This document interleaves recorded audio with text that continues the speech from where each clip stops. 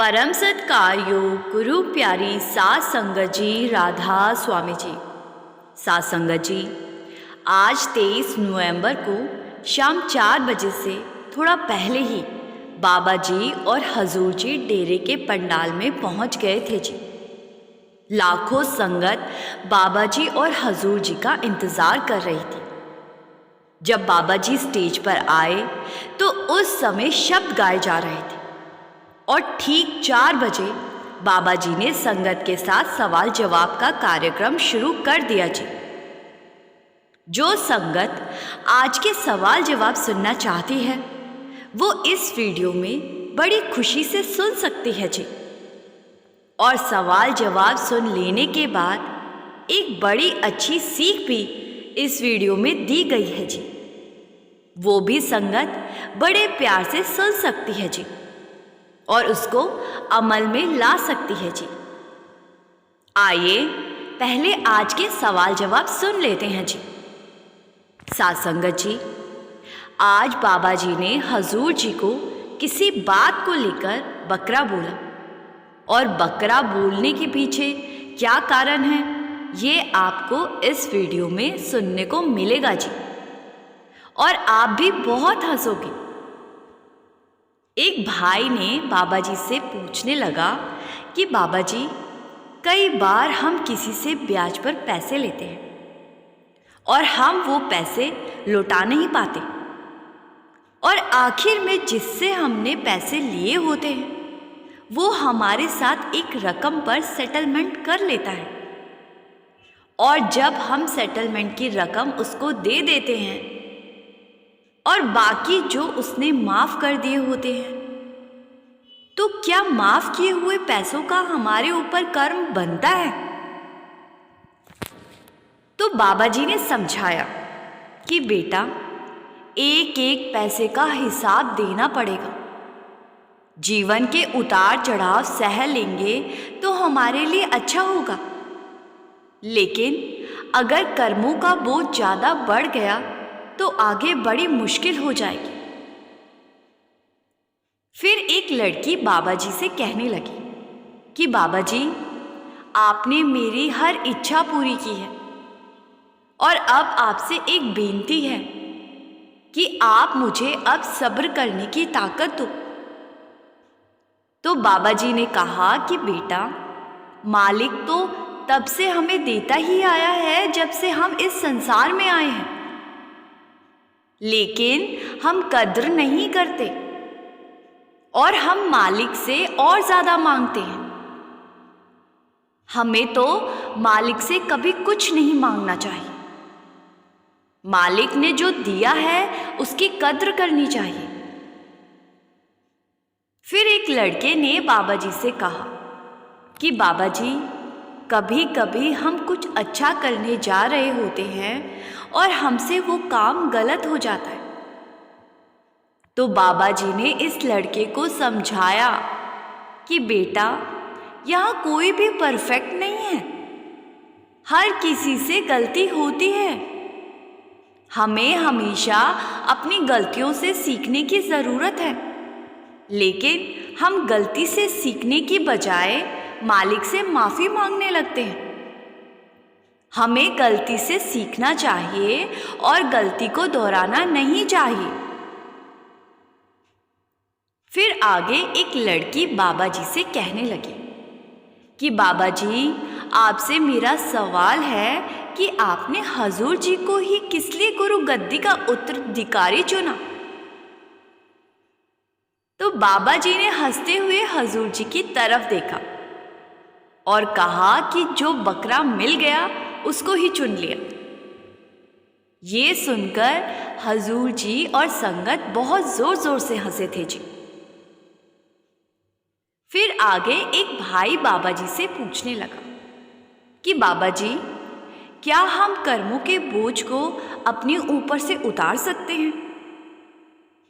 तो बाबा जी ने समझाया कि बेटा, जितने मर्जी जन्म ले लो, कर्मों का बोझ ऐसे कभी भी खत्म नहीं होता।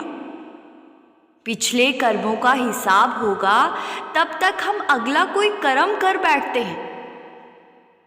कर्मों का बोझ तो तभी खत्म होगा जब हम मालिक के भाने में रहकर मालिक की भजन बंदगी करेंगे, मालिक की खुशी को हासिल करेंगे। फिर एक लड़की बाबा जी से कहने लगी कि कभी कभी मुझे अलग अलग धुनें सुनाई देने लगती है, तो मैं कैसे पहचान कर सकती हूँ कि कौन सी धुन शब्द धुन है। तो बाबा जी ने समझाया कि बेटा, हमें परखों में नहीं पड़ना, अंदर जो कुछ सुनाई दे हमें उस पर ध्यान देना है। अगर परखों में पड़ने लगेंगे तो सूरत नीचे आने लगती है। फिर एक भाई बाबा जी से पूछने लगा कि बाबा जी, जो लोग सत्संग पर आते हैं परंतु सत्संग को ध्यान से सुनते नहीं, तो क्या ऐसे इंसान को सत्संग में आने से फायदा मिलता है? तो बाबा जी ने समझाया कि बेटा, अगर हम सत्संग में आकर सत्संगों को सुनेंगे ही नहीं तो हमें फायदा कैसे मिलेगा? हम यहाँ हाजिरी लगाने के लिए तो आते नहीं। सत्संग पर आने का मतलब होता है समझाई गई बातों को अमल में लाना। अमल में नहीं लाएंगे तो क्या फायदा? फिर एक बीवी पूछने लगी कि बाबा जी, कई बार हमें जो सेवा दी जाती है तो वो सेवा हमसे लेकर दूसरे को दे दी जाती है, तो हमें क्या करना चाहिए? तो बाबा जी ने समझाया कि बेटा, हमें तो खुश होना चाहिए और मालिक की इच्छा पर सब छोड़ देना चाहिए। कभी उसकी सेवा आपको मिल जाती है तो कभी आपकी सेवा दूसरे को मिल जाती है।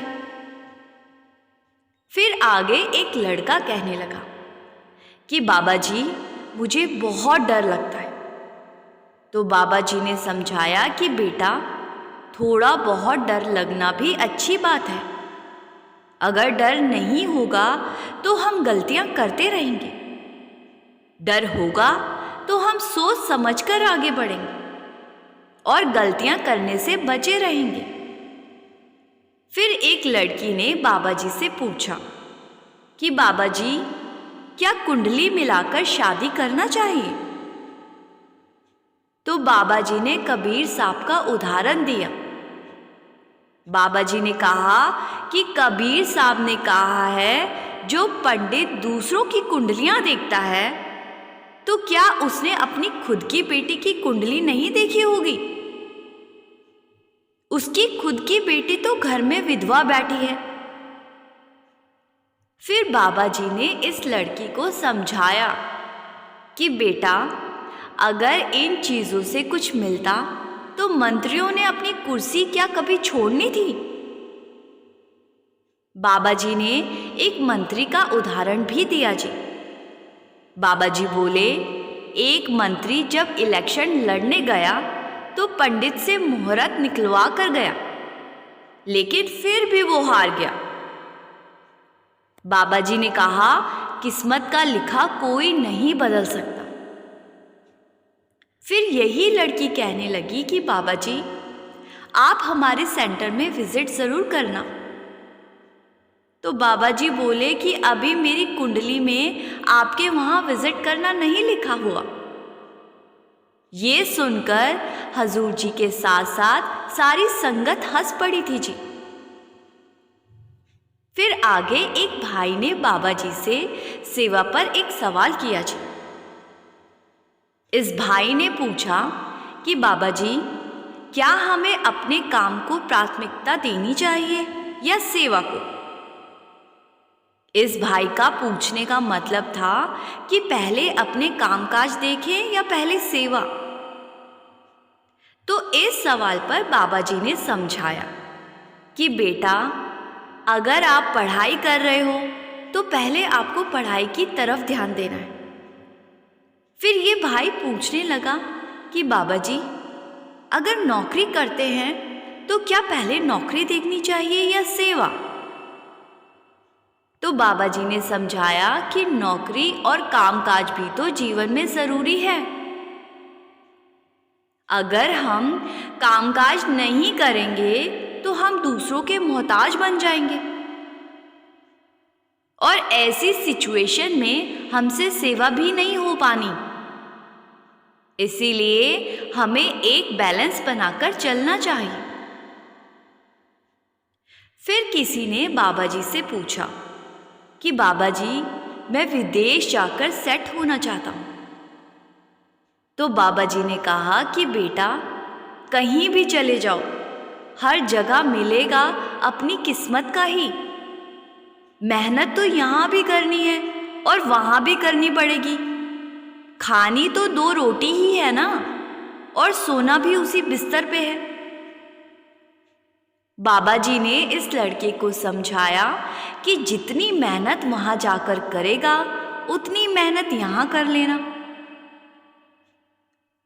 फिर आगे एक लड़की ने बाबा जी से पूछा कि बाबा जी, मेरा भाई बहुत शरीफ है और लोग उसका बहुत बार फ़ायदा उठा लेते हैं। वो कभी किसी को मना नहीं करता। तो जब लोग उसका फ़ायदा उठाते हैं तो उसको क्या करना चाहिए? बाबा जी ने समझाया कि बेटा, जब हम दूसरों की मदद करते हैं तो हमारे ऊपर से कर्मों का बोझ हल्का होता है, और अगर कोई फ़ायदा उठाता है तो वो उसके अपने कर्म हैं। दूसरों का फ़ायदा उठाने वाला इंसान अपने ऊपर कर्मों के बोझ को बढ़ा लेता है। आखिर में हिसाब तो देना ही पड़ेगा। हमें अपनी तरफ से किसी के साथ गलत नहीं करना है। फिर एक लड़की बाबा जी से कहने लगी कि बाबा जी, आप अपना ध्यान रखना। तो बाबा जी ने हंसते हुए कहा कि क्यों, मेरे को क्या हुआ है? तो लड़की कहने लगी कि बाबा जी, आप थोड़े से कमज़ोर और ढीले लग रहे हो। तो बाबा जी ने हंसते हुए कहा कि बेटा, तू डॉक्टर बनना चाहती है तो बन जा, लेकिन मुझे क्यों बीमार करती है? इस जवाब पर भी संगत और हजूर जी भी हंस पड़े थे जी। साध संगत जी, ये आज 23 नवंबर के बाबा जी और संगत के बीच हुए सवाल जवाब थे जी। साध संगत जी, अभी आप वीडियो में बने रहिए जी। अब मैं आपको एक बड़ी ही अच्छी और बड़ी सीख देने वाली घटना के बारे में बताती हूँ जी। हो सकता है इस वीडियो को सुन रही कुछ संगत भी इस बैंक मैनेजर जैसी सोच रखती हो जी, जिसके बारे में अब आप सुनने जा रहे हैं जी। एक बैंक का मैनेजर था जो कि परमार्थ से भी जुड़ा हुआ था, लेकिन इस मैनेजर की सोच दूसरे सत्संगियों से थोड़ी अलग थी जी। और इस सोच के कारण उसको क्या भुगतान करना पड़ा, उसको जिसने भी सुना उसकी रूह कांप गई जी। साध संगत जी, हम सब इंसान हैं और जाने अनजाने में हम सभी से कभी ना कभी जीवन के किसी ना किसी मोड़ पर किसी ना किसी का दिल ज़रूर दुख गया होगा। लेकिन जब हम परमार्थ में आए थे तो सद्गुरु ने हमें सबसे पहले यही कहा था कि जानबूझकर कभी किसी का दिल नहीं दुखाना। अनजाने में कभी कुछ ऐसा हो जाए तो मालिक एक आध बार बख्श भी देगा, लेकिन हमें जानबूझकर तो ये गलती कभी नहीं करनी चाहिए जी। ये किसी बैंक में एक मैनेजर के ओहदे पर काम करता था जी, और इसके हाथ में बहुत सारी पावर बैंक ने दे रखी थी जी, जिसका ये गलत फ़ायदा उठाता था। और परमार्थ से जुड़े होने के बाद भी ये बुरे काम इसीलिए करता था क्योंकि इसको लगता था कि गलत तरीके से कमाए पैसे में से एक हिस्सा परमार्थ में लगा दूंगा और ऐसा करने से मेरे ऊपर से कर्मों का बोझ उतर जाएगा। लेकिन यही सोच इसकी सबसे बड़ी भूल थी जी। बैंक का मैनेजर होने के कारण ये अक्सर जब भी किसी ज़रूरतमंद या गरीब का लोन पास करता तो उनकी मजबूरी का फ़ायदा उठाकर उनसे लोन पास करने के बदले में पैसे लिया करता था। इसको कोई फ़र्क नहीं पड़ता था कि सामने वाला किस मजबूरी में है और कितना परेशान है। इसने तो अपना एक रेट फिक्स कर रखा था। 50,000 का लोन हुआ तो 5,000, 1 लाख का लोन हुआ तो 10,000।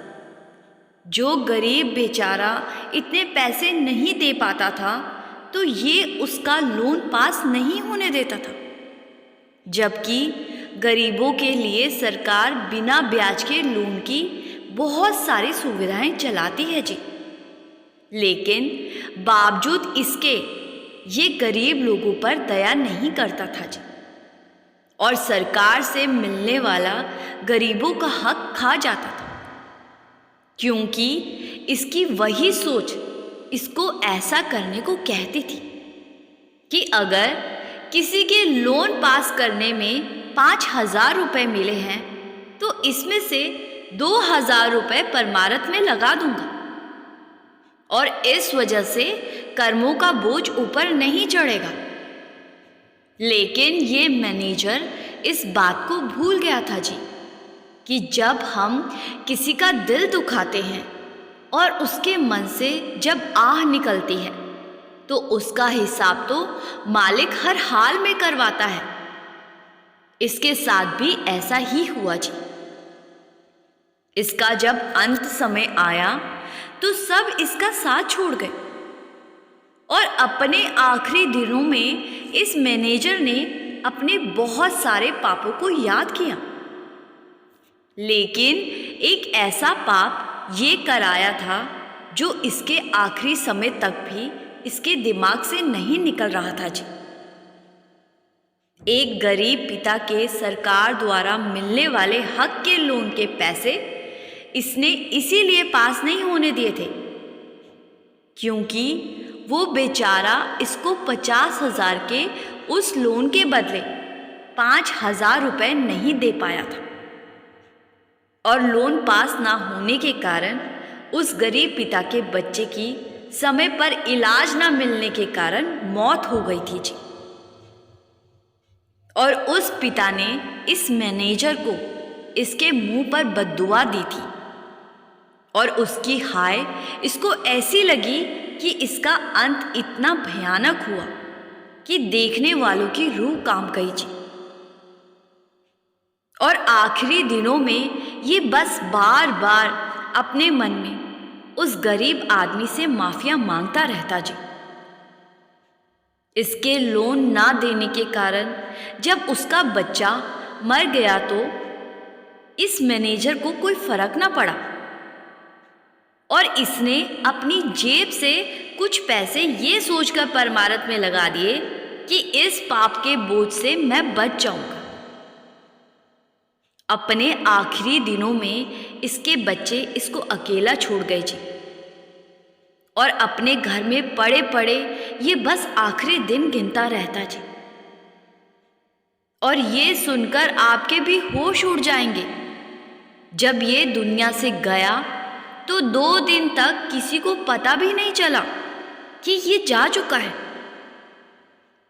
क्योंकि घर में एकदम अकेला रहने की वजह से तीसरे दिन जाकर एक पड़ोसी को इसकी जानकारी हुई तो उसने इस मैनेजर के बच्चों को बुलाया। साथ संगत जी, जब किसी ने एक बार बाबा जी से पूछा था कि बाबा जी, क्या हमें लंगर में फ्री में खा लेना चाहिए? क्या ऐसा करने से कर्म तो नहीं बनते? तो बाबा जी ने समझाया था कि बेटा, जब कभी किसी धार्मिक जगह पर लंगर खाओ तो उसके बदले में थोड़े पैसे वहां डाल देने चाहिए। इससे कर्मों का बोझ नहीं बढ़ेगा। लेकिन शायद इस मैनेजर ने इस बात का मतलब ये निकाल लिया कि जितने मर्जी बुरे काम करते चलो और मालिक के नाम थोड़े से पैसे निकाल दो तो कर्म नहीं बनेंगे। क्या कोई किसी दुखी और परेशान इंसान की हाय से बच सकता है? कभी भी नहीं जी। जब हम किसी का दिल दुखा देते हैं तो उसका हिसाब मालिक हर हाल में करता है जी। इस बात से कोई फर्क नहीं पड़ता कि हम तो परमारथ में बहुत पैसे देते हैं। बहुत सारे लोग एक तरफ तो सुबह शाम घर में चिकन बनाते हैं और दूसरी तरफ दान पुण्य भी बहुत करते रहते हैं। तो क्या जिन बेजुबान जानवरों को उन्होंने काटकर खा लिया तो क्या इससे वो कर्मों से बच जाएंगे? परमारथ का एक नियम है जी कि कमाई का 10वां हिस्सा परमारथ में देना चाहिए, लेकिन ये कहीं नहीं लिखा गया कि एक तरफ पाप करो और दूसरी तरफ परमारथ से भी जुड़े रहो। परमारथ में आने के बाद अगर हम पूरे काम करते हैं तो कर्मों का बोझ दुगना चढ़ता है जी, क्योंकि परमारथ में आने के बाद हमें हमारे सद्गुरु बताते हैं कि क्या सही है और क्या गलत है। और सब कुछ जानने के बाद भी अगर बुरे काम किए जाए तो दुगने कर्म बनते हैं जी। हमें कोशिश करनी चाहिए कि हमारी वजह से कभी किसी का दिल ना दुखे, और अगर हम किसी ज़रूरतमंद की मदद करने में सक्षम हैं तो हमें खुद चलकर ज़रूरतमंद के पास जाना चाहिए जी और उसकी मदद करनी चाहिए जी। साथ संगत जी, इसी के साथ मैं आपसे विदा लेती हूँ जी। वीडियो को शेयर करने की सेवा ज़रूर कर दिया कीजिए जी, और कमेंट में राधा स्वामी लिखकर संगत के अपने इस चैनल को सब्सक्राइब करना मत भूलिए जी। गुरु प्यारी साथ संगत जी, राधा स्वामी जी।